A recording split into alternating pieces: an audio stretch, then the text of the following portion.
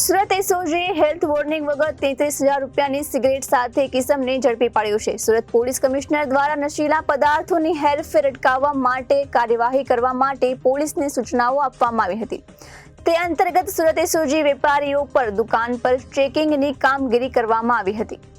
Surat એસઓજીએ health warning વગરની 33,000 રૂપિયાની cigarette સાથે કિસમને ઝડપી પાડ્યો હતો। સુરત પોલીસ કમિશનર દ્વારા નશીલા પદાર્થોની હેરફેર અટકાવવા અને કાર્યવાહી કરવા પોલીસને સૂચનાઓ આપવામાં આવી હતી।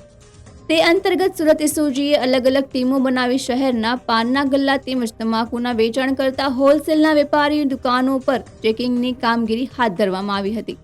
સુરત એસઓજી પોલીસને ચોક્કસ બાતમીના રાંદેર ગણેશ મંદિર પાસે આવેલા જય ભોલે પાનના ગલ્લા પર રેડ કરતા હેલ્થ વોર્નિંગ વગરની સિગરેટના 168 પેકેટ જેની કિંમત રૂપિયા 33,000ના મુદ્દામાલને જપ્ત કરી પ્રતિબંધક સિગરેટનું વેચાણ કરતા લાલચંદ અમરનાનીની ધરપકડ કરી તમાકુ પ્રોડક્ટ કાનૂની હેઠળ કાયદેસરની કાર્યવાહી હાથ ધરી છે।